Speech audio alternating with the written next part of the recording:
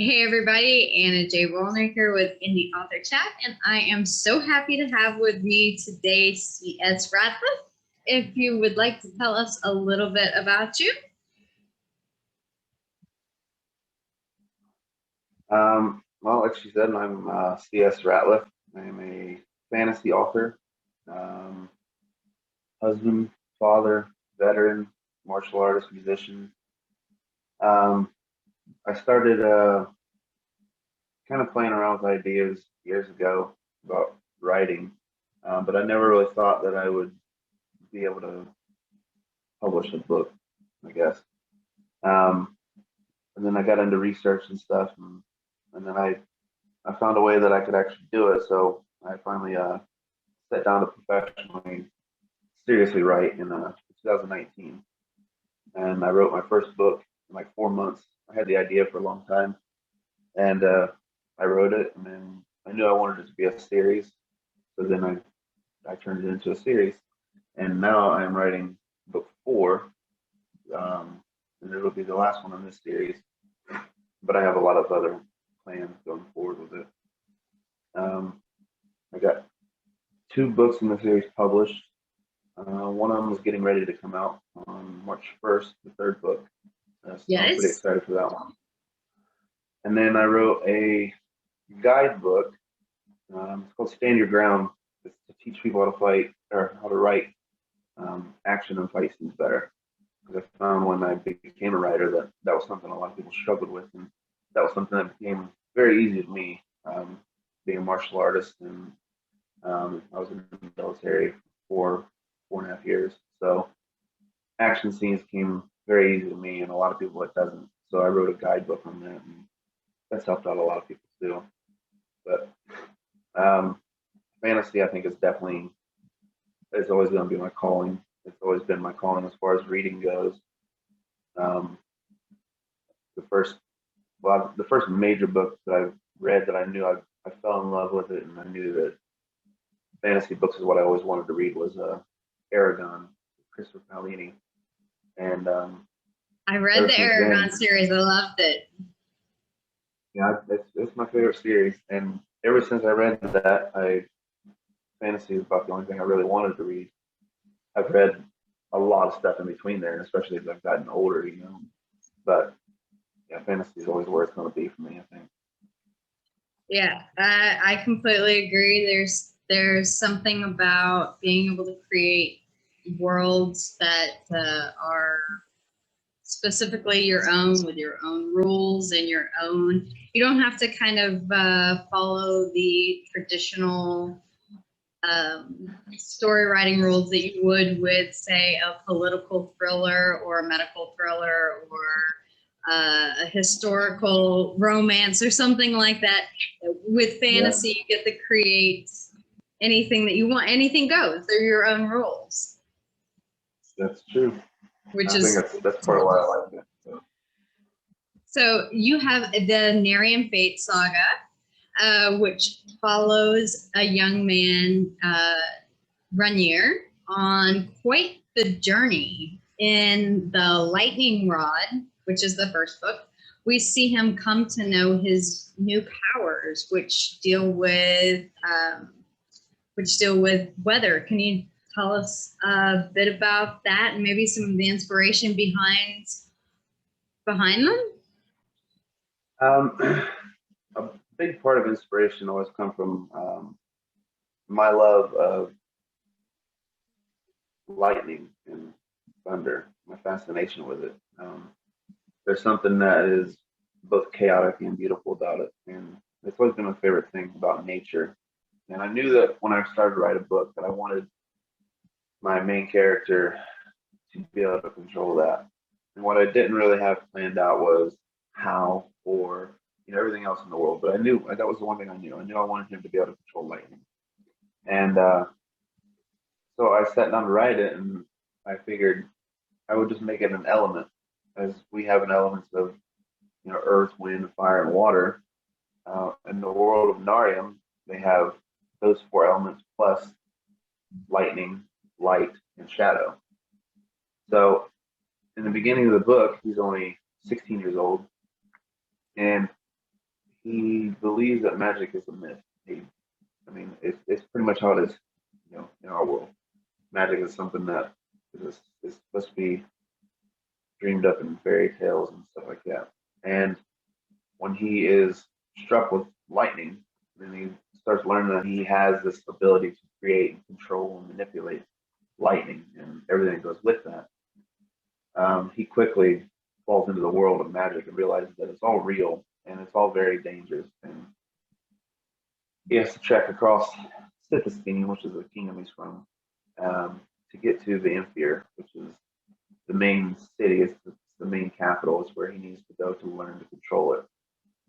But he starts to find out along the way that he's the only one that has this power, and nobody has had this power in 12,000 years. So there's nobody that can teach him how to control it. But he starts finding all this out after he learns that he's supposed to go learn how to use it. He learns that there's nobody to teach him. So he's kind of on his own. He realized that rather quickly. And being 16, he's a little immature and quick-tempered, and he thinks that he's got this special power that nobody has. So he goes, and the way he uses it, he learns real quick that while he might have the most power, that power itself is not the key to victory. There's a lot of things that go with it. There's the knowledge, the willpower, and everything else. So he learns both what he can do, and he learns the limits along the whole way. And then that quickly goes into the lightning rod, the first book. And about the same time he has his power, a villain pops up, somebody that the world thought was dead for a long time, and he comes back, and he realizes that it's his responsibility to defeat him. And as the series progresses, he gets older and he learns a lot more. And throughout each book, he's consistently learning because he's learning by himself. The first book is basically across 3 or 4 different cities in Scythistine. The second book really expands out into the entirety of Scythistine. And then the third book, which is getting ready to get published, it expands into 2 other continents, 2 other kingdoms. So the world building is massive, and it's gonna be twice as much in the 4th book. So it's definitely an epic journey that he's on over the span of years. It sounds it. It sounds like there's a lot of self-discovery and a lot of learning how to control power in and of itself. There's a lesson there, and I think maybe you had said that being in martial arts, maybe that helped to play a little bit of a role in the writing of the learning how to control his abilities and when to the knowledge to use his power and when not to. Yeah, you're one of the first people to really put that together with martial arts. There's a big part of that I learned in martial arts is you learn a whole lot, and Control. a lot of places don't. Yeah, they teach you how to do a lot, but they don't really teach you in that moment the right moves to make. And that's something you have to learn on your own. You're given all this knowledge, you're given all this power, and it's up to you to learn how to use it and when to utilize restraint and hold back. So yeah, that is a big part of his journey too. That's very true in life as well, So that's a great. It also has a kind of a learning a message behind that as well, which is fantastic. So this is without a doubt an epic fantasy saga. Yeah, it's definitely epic. How do you create such believable worlds and rules where none existed before? Did world building come naturally to you, or did you have to sort of study that? Yeah, I never studied it. It kind of comes natural. I think it comes from a lot of reading fantasy. I was a big World of Warcraft player for a long time, so I've spent a lot of mental time, in other worlds and seeing how they were made, the details and everything like that. And I knew that I wanted to. When I first started sitting on Reddit, when you start to write fantasy, you choose, do you want it to be on our world, story here, or do you want it to be a different world? And I knew instantly that I wanted it to be another world. So the first thing I did was I created a map of the kingdom, and I didn't have anything in the first book. I didn't have almost anything planned for other continents, other kingdoms. Um, but I knew that I wanted to have his journey be quick paced, but distance wise, it wouldn't expand that far in the first book. So I made a map and I made a template of everything I could think of, from technology level to clothes, government systems, religions. I created a religion and currencies, just everything I could think of, and I made, I created it all. Like set this whole basis up for it, and then there's a lot of subtle things to do for world building as far as in the story. Instead of giving these massive descriptions, I place them in a story, subtle, little hints here and there, and it's enough that everything feels real. And that's what I was trying to go for. Is I wanted it to feel real and to feel like it was part of the characters, world. Immerse, a world, a really immersive kind of experience. Yeah, and I went back, and I'm writing book 4 now, and I went back to the first book, second book, and even this third book. I've continually went back and made sure that my details were right. Everything from the little villages, left turns and right turns, and what the houses look like, and it helps it feel more immersive. It helps it feel like it's got history to it, like this world is tangible, and I think that's what helps it a lot. That's wonderful for the reader to that element of escapism, to be able to walk alongside the characters and visualize in their mind exactly where they're at. And as you said, the villages and currency and religions and government institutions, I mean, that you are definitely a plotter. Well, in the first book, I actually didn't plot much. Really? I planned the world, and yeah, the first book I planned out the world, and I planned out the elements. I knew that I wanted, I wanted to build some history there.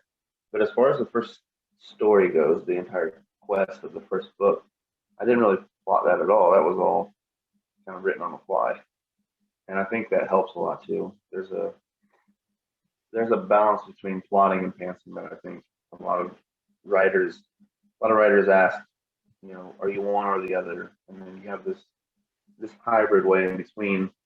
And I think I've leaned a lot more towards plotting as I've gotten closer to the end of the series, but there's still quite a bit of pantsing too. So I think I fall that hybrid era, and you can plot out so much, but I think characters and story have a way of writing itself.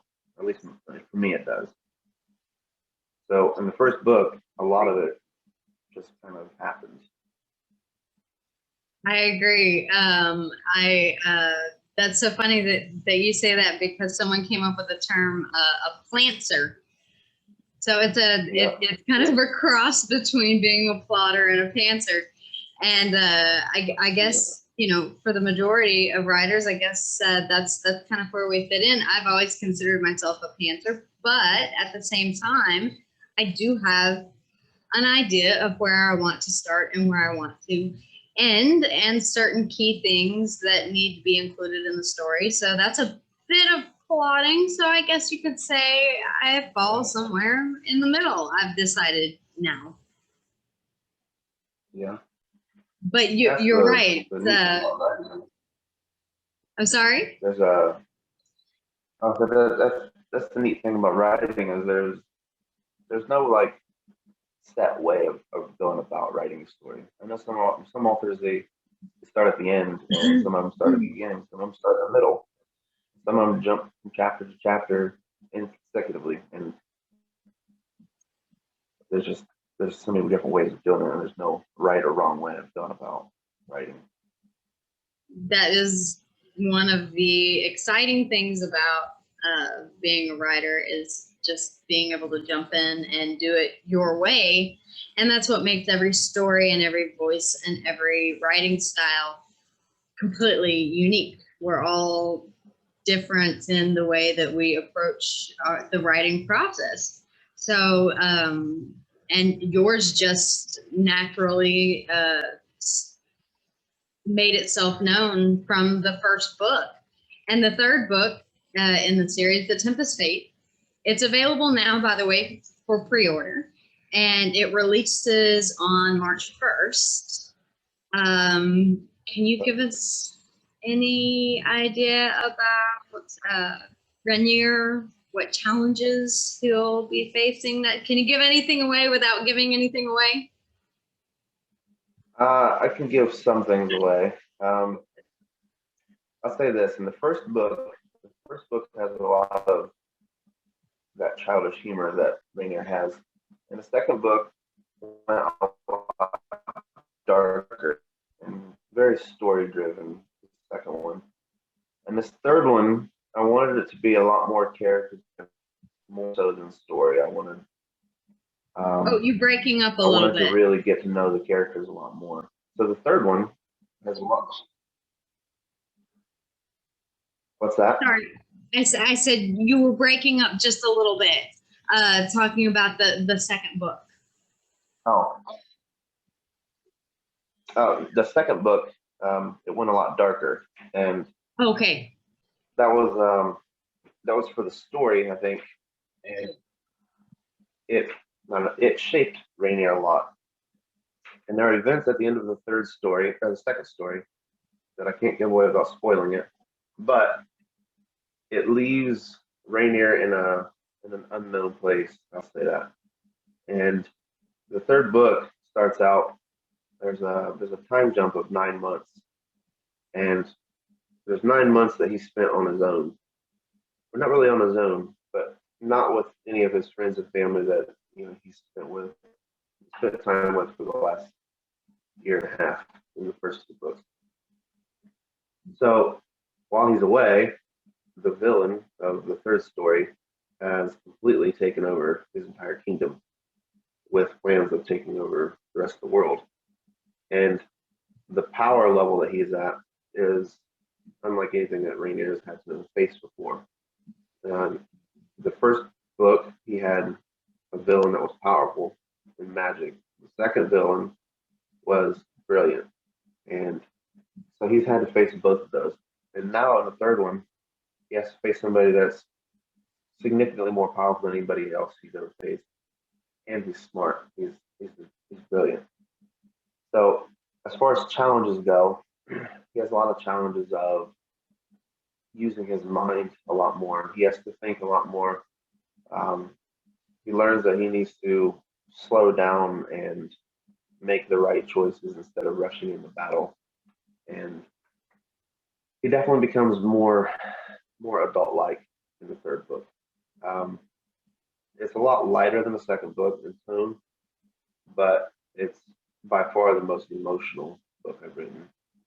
There's a lot of emotional pulling of the heartstrings and stuff in the third book. So I'm trying not to give away plot points. I know it's tough, isn't it? Yeah, it is. But I'm intrigued by the character arc that you've described thus far. It seems quite expansive, the way that he's grown as a character from an inexperienced young man who's been gifted this incredible power. And then he matures through the books, and you get to see that as a reader, and as an author bring that character arc full circle to life. Yeah, it's interesting because I'm writing the fourth book now, and by the end of the fourth book, it's about a 5-year span from book 1 to book 4, and the amount of things that he has to go through, it shapes him and forms him. And so by the end of the fourth book, he is a lot more of somebody that's able to teach not only about magic but life lessons too. Like he's come really far in 4 books. But yeah, it's kind of always something I wanted to do, was have that. There's a subgenre of coming of age fantasy, and a lot of them you see them coming of age until that point at the end of the series where now they're an adult. You think about like Harry Potter. Like Harry Potter, he starts out going to Hogwarts when he's 10 or 11. By the time he's done, he's 17. He's ready to be an adult now. And a lot of series, they end at that point. And I knew that I wanted him to be at that point before the end of the series to showcase a lot more of him actually being an adult and found, he's found himself, and he has all these life lessons. And that's really what I wanted to do. I wanted to showcase not only the coming of age part, but the maturing of him as well. So the book actually moves from, did you intend for it to move from a young adult category into new adult or adult, or are you keeping it in the YA genre category? That's something I've argued with myself and others about for a while, as far as what genre it is. I know. Age-wise, in the first book, it's definitely young adult. Thematically, the second book, I would say, moves more into new adult already. And by the third book, while I technically still call it a young adult, fantasy, it's definitely leaning more into the new adult. And then going into book 4, he's like 20, 21 years old, so I think the whole series itself is definitely still set as young adult, but it reads on that older spectrum of young adult. It has that crossover appeal. What's that? I said it does have that crossover appeal between adult and young adult, which is good because it can grow with your audience. It can grow with your audience as well. Yeah, and that was something I knew, that like the first one is still young adult, but it's still on that older spectrum of young adult. Even the first book is. There was actually somebody that they read the first one, and she said that she had to go back at the beginning of the book to make sure she read right, that Raina was 16, because it reads a lot more older than young adult, than 14, that middle-aged era there. So it's always kind of had that feel to it, and I think it's just leaning more towards new adult now. Yeah. So he started out as more of a mature character. Yeah, and he kind of had to. He starts out, both of his parents are gone. They've been gone since he was like 12. So the book starts out when he's already pretty much been taking care of himself for the last 4 years. And while he still has friends and he's immature and everything like that, he is definitely a lot more mature than I would say most 16-year-olds, especially when it comes to like getting magic and power and stuff. Absolutely. And the entire saga is slated to be a 5-book saga, and you're working on the 4th. Well, it'll be 4 now. I'm sorry? It'll be 4. Fourth book will be the final one now. Oh, I just okay. made that decision about a week or so. Yep. It was originally set for 7, then 5, and now it'll be 4. So yeah, I'm writing the last one now. And the last one was, I thought about breaking it up into making 5 books, but the whole story arc I think goes well as one book. The 4th book it'll be a really long book. I'm expecting 700 pages. So Oh my God. It'll be a nice finale. Definitely. Now I had you never know until you get to that end book. I didn't think that there would be a 4th. I thought that I would end at 3, and now I discovered that there will be a 4th. So, you just, as an author, you never know until you know, until you get to that point. So, that goes along with what I was saying about writing stuff. I'm sorry. Oh, I was saying that's what it goes. That's what I was saying about stories that write themselves. Yes. You can plot all you want, but sometimes stories and characters, they have other plans. Absolutely. And you also have a spin-off series as well that is in the works, which is the Narium Academy series. Yeah, that's the working title. I like it. Yeah, I started planning that one. I think I started planning on about a month or so ago. But yeah, I'm really excited for this one. It's gonna have 7 books, and it'll be I don't really know the term for it, but I've been calling it the Academy Fantasy. It's definitely in line with those Harry Potter, the School of Magic type books. It'll take place 16 years after the 4th book in this series. So I'm pretty excited to write that one. Have you started with any ideas on where you want to go, or are you just, is that going to be one of those things that just take off? Yeah, I've planned a lot around it, and I've planned a lot in this 4th book to go along with that as well.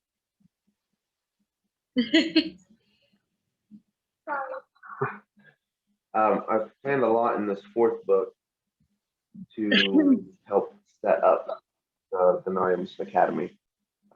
The whole 3rd act definitely sets up the spin-off series.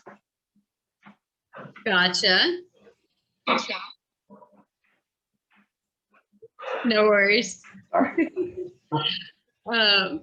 So you kind of introduced the idea of the academy in the 3rd book, and then by the 4th, and then you're kind of leading a little more into setting up for that.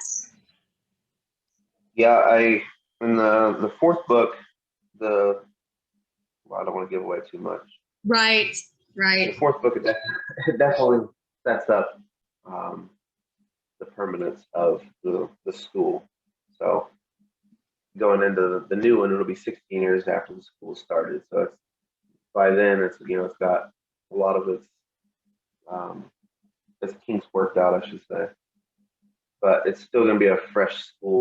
There's new teachers. Everything about it's new. Like the world of Narium has never had a school of magic to teach, and that's kind of something that Rainier brings about. Is he wanted a place where people could learn to use it properly and not have to go through everything that he had to go through to find somebody to teach him, because he went through a lot before he found something to actually teach him, and he wants a school to be able to have students from day one of getting their magic to learn to use it properly and be comfortable with it. So I could see that from the way that you described Rainier. He's that would be something that after going through all of the challenges that he has had to face, face, and in learning on his own, that he would be a very good teacher to those who were just learning how to use their own powers. So having had the knowledge, having to learn that knowledge the hard way, and to pass along that knowledge to other students. Exactly. That's very, very exciting. So what I ask everyone is, as an independent author, do you have any advice for other independent authors out there in the writing community? Anything that you've learned now after 4 books that you wish you knew in the beginning? Well, I wish that I would have known in the beginning about indie authors and self-publishing. And I wish I would have known the difference between indie publishing, traditional publishing, and hybrid. I had an idea for another story years ago, and when I looked into publishing, I guess I looked in the wrong place, and I found hybrid publishing, and it's not the wrong route to go. The vanity press and stuff like that, but for me, it wouldn't work. So years ago, when I had an idea and I sat down and I thought about writing something, when I discovered that, I thought that publishers really had to pay to publish, and that seems so, I don't know, wrong now for me to have thought that way. But I learned in the beginning that, all the different types of publishing and the support systems that go behind it. I was never on Twitter until 2019. Twitter has an amazing writing community there. And so I think my advice would be to research, and if you find something that doesn't work for you, or you find something you don't like, continue researching, because there's probably something out there for everybody. A lot of people don't know that indie publishing or self-publishing, you can do it for virtually for free. And I think a lot of people, money holds people back. They don't have the funds to be a publisher, to be a published author. And you can do it for virtually almost nothing. There are things you need to pay for, or there are things that could be paid for, like editing, book covers, marketing, and everything like that. But the actual publishing itself, I wish I would have known in the beginning that it would have cost me virtually nothing. I probably would have started writing years ago. That's probably my number one advice. Other than that, just keep writing. Don't rush it. I learned in the beginning when I wrote the first the lightning rod. There are some things that I wish I would have taken my time with a little bit more on that. But I've worked them into the story now. It's set in stone now. But I would say take your time and put in the work to make it well done. Don't rush it. When it's published, then it'll be published. Until then, don't worry about it so much. All fantastic advice. I know that we all stumble in the beginning, so it always helps to hear some advice from seasoned authors who have quite the catalog as you do. And it sounds as if we have a lot more to look forward to. So guys, make sure that you check out all of the CS's links in the description below. And don't make sure to check out the Tempest Fate, which is available now for pre-order and will be out available on March 1st. So thank you so much for coming on today and chatting with me. I really greatly appreciate it. Well, thank you for having me on. All right, everyone, stay warm, stay safe, and healthy, and we'll see you again soon. And if you haven't already, by the way, please make sure to subscribe to the channel because we have so much more coming soon. All right, guys. Thanks.